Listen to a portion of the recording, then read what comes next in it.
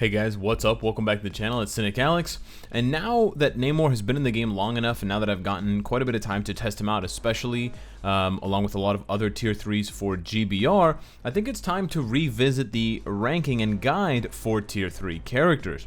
Additionally, I want to let you guys know that I put in an additional piece of information in case, for those of you that are wondering and curious about the stat boosts, the overall stat boosts or the overall stats that a tier 3 character has, because we talk about how much stats they get from tier 2 to tier 3 and how big of a jump that is, but it's also important to know which of the tier 3s have the most amount of stats.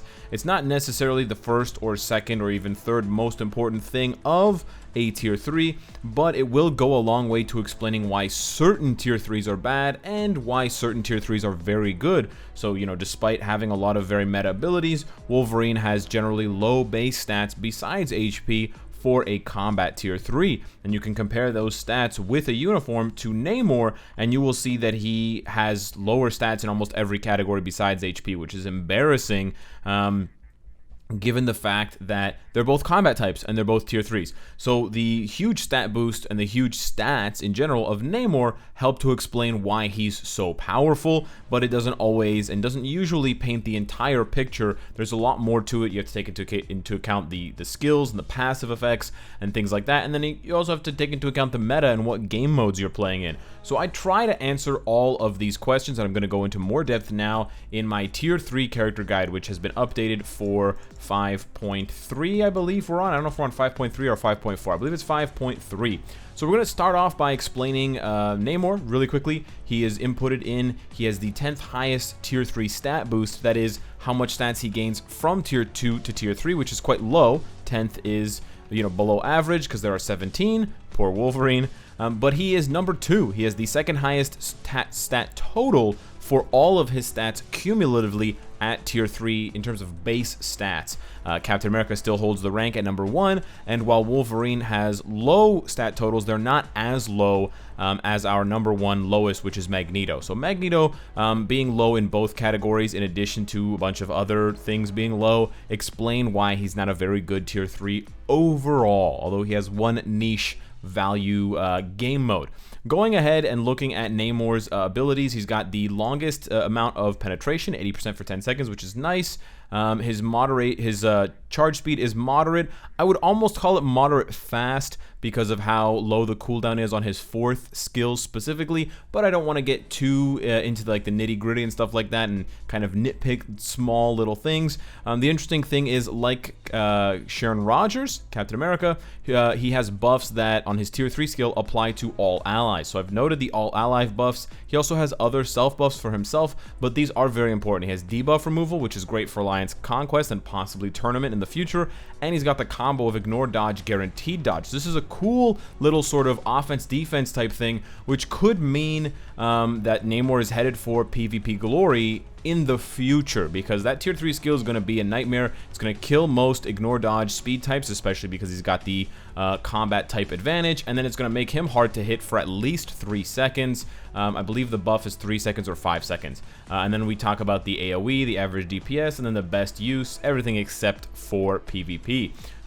Additionally, you have the other characters listed for tier 3 stat totals. I'm not really sure how many of you are going to find this helpful, but a lot of you will find it interesting. So you can go ahead and look and see where characters lie. Some of them are quite similar, as you can see, but some of them are quite a bit more drastic. 5th for stat boost, but 9th in the totals, or 8th and 13th. They're usually relatively close, but not always. And actually, sometimes they go up and then go down, which is kind of interesting why that is. The more important thing, and I think the more helpful thing for you guys, has always been the rankings. So I'm also including, of course, the ranking 1 to 17. Whew. We have 17 tier 3s now. I know, whales beware, future whales beware, your credit cards are at risk. And I've added an additional list here for those of you that are curious what's going on down here at the request of my Twitch chat. This is the tier 3 best for GBR specifically. So I've adjusted the original tier 3 list that was here, which was just tier 3 PvE, and I've specified it to be specifically World Boss Ultimate and Shadowland and not GBR. So because of that, we've had a massive drop for specific characters, and Namor doesn't do, you know, he's not number 1, he's a lot closer for GBR, but he is still useful for World Boss and Shadowland.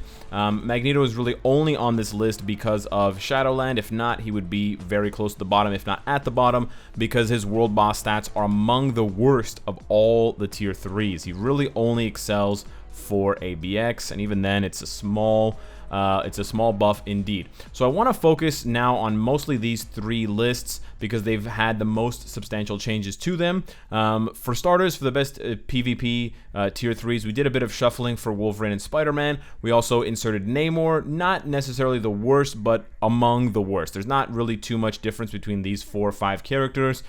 You could make an argument here and there, but generally speaking, that's how it's going to go. But otherwise, the rest of it is basically untouched. You might think that Ant-Man's a little bit worse than 6th, and he's been banned recently, which might be an indication that he's better than we think. But he does very, very well. Right now, he's doing well against the Blast meta, and that's why he finds himself so high. But again, it really depends on who you're fighting. If you're constantly fighting and finding Jean Greys, Wolverine takes a huge hit, and so on and so forth. The best tier 3 no CTP over here is another interesting one, and I want to talk about this one because I've made quite a few changes. In addition to adding Namor, I've also added the PvP or PvE only to point out that if you're not using a CTP, there is only basically one game mode these characters can function in. Now, Luna Snow is PvE only for pretty much all game modes. That's why she is, you know, in the top 5 for PvE on both lists, but then she's second last for PvP. So that should be a pretty obvious indication. But even with a regular obelisk, she can still perform very well, but it's only PvE.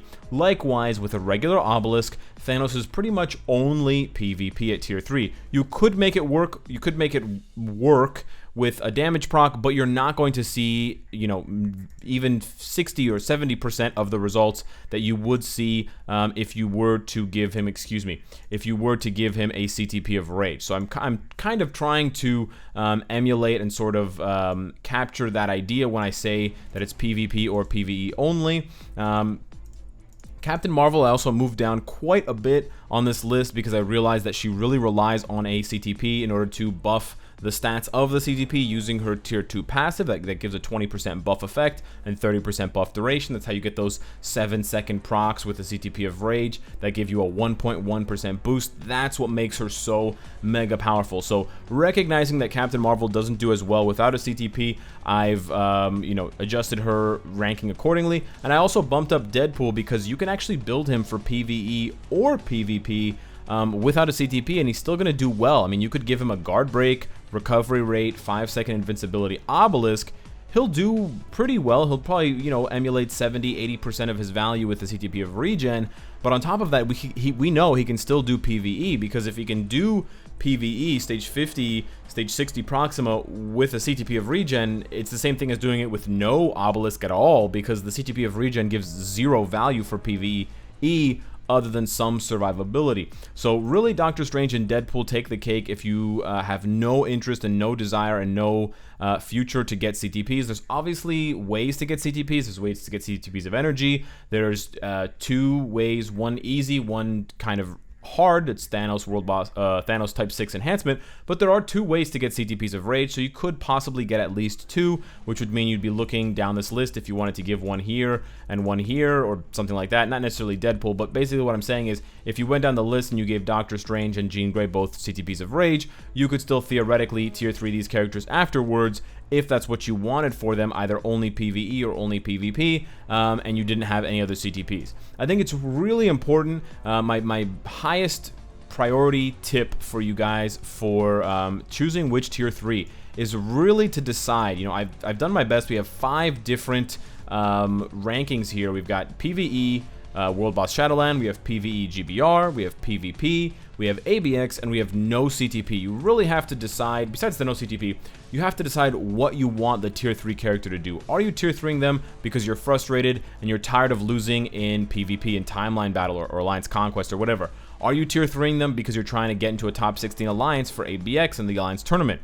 Are you tier 3ing them because you want to carry your alliance mates or your friends for GBR? That is absolutely going to be a huge difference maker in whether you tier 3 one character over another. Sure, Captain Marvel is the best tier 3 for PvP, in my opinion, pound for pound, with a CTP of Destruction. If you don't have a CTP of Destruction, she's going to struggle quite a lot more than you would expect. You could give her something like Guard Break, Ignore Dodge, Proc, and that might work well, but it might not work so well because that penetration is quite useful for her. So it's definitely something to take into consideration.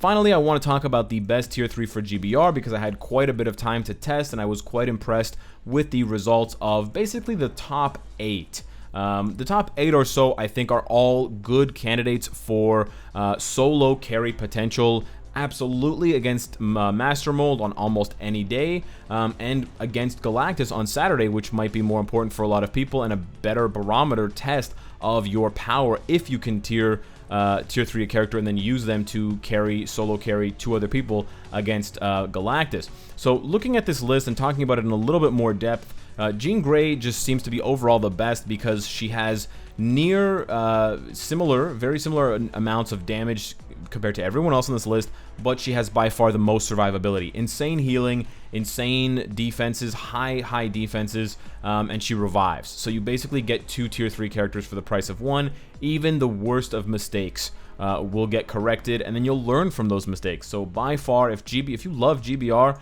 I would strongly consider going for Jean Grey. She also has other value as well, but yeah, she definitely needs that CTP to do well in GBR. That's non-negotiable specifically for GBR. Sharon Rogers also does extremely well, and probably for her value is pound for pound the best PvE character. If Captain Marvel is the best PvP, I would say tier 3 Sharon Rogers is the best PvE. She does so well, and she gets a super easy CTP of energy. You get one for completing the story mission. You really have to take that into consideration when you're talking about tier 3s. Captain Marvel is not that far behind, although I do think her survivability is a little bit worse than Namor, so I kind of flip-flop between these two, but she is universal. So she gets bonus points against Galactus, and she doesn't suffer any penalties on any days of Master Mold, so that is something to respect, on top of the fact that she has iframe ignore, and she has a self-buffing leadership, which allows you to build teams around her a lot more easily than you can for Namor. But holy shit, Namor rocks the house against GBR. It's like he was made for GBR, coincidentally coming out at the same time as the Galactus raid. His 5th skill gives all allies a huge buff for attack and defense that helps against Master Mold and Galactus, and then his tier 3 skill gives even more buffs, removes debuffs in case you're mind controlled or something, gives you ignore dodge, guaranteed dodge, which helps survivability. He's just fantastic. He's got a more roided out buff than Sharon Rogers does. Hers is pretty much all defense, but his has offensive components to it, and he's got perpetual buffs basically on his 5th skill because it's a 7-second buff, I believe, or no, maybe it's a 3-second buff actually for teammates and a 7-second buff for him. Anyways, he's got buffs for days. And then comes Luna Snow. Honestly, I was a bit disappointed with Doctor Strange's performance in GBR, but he still does well against Master Mold. Sorry, I was concerned and disappointed in his results against Galactus, but he still does very well, and he can self-heal, so he has sustain there. Mr. Fantastic also does well. It's just a matter of survivability and no sort of team buffs to help him out the way that Namor has. Thanos does well, and Captain America and even Iron Man does well. Really, up until Iron Man, all 10 of these are, again, solo capable. Iron Man's going to have a lot harder of a time than Jean Grey, but he still can do it. After Iron Man, I do think these characters take quite a big hit. Not a huge hit, they can still do it. I don't think you can do it past Deadpool, so I think none of these characters are likely candidates for most solo carries. I mean, maybe Master Mold when you have the type advantage, like, you know, Combat Day using Magneto or Speed Day using Wolverine with a Rage, but against Galactus, I think this is a no-go.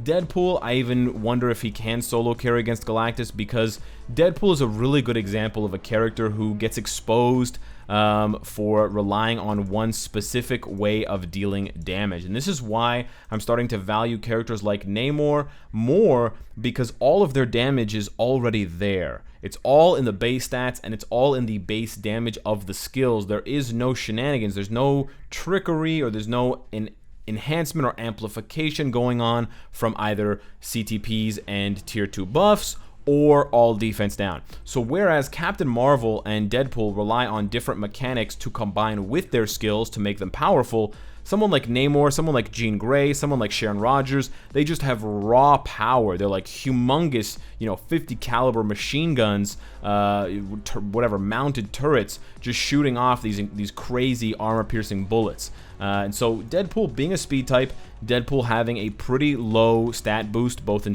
terms of the total and in terms of the tier 2 to tier 3 bump, he really does slow down a lot, and he shows a lot more vulnerability against both Master Mold and Galactus. To be honest, he's still good. He still has crazy survivability, and he's got good damage, but it's nowhere near as good as these ones here, because of the fact that he relies on all defense down, and you just cannot apply all defense down to the world boss, or to the giant boss raid, specifically for GBR.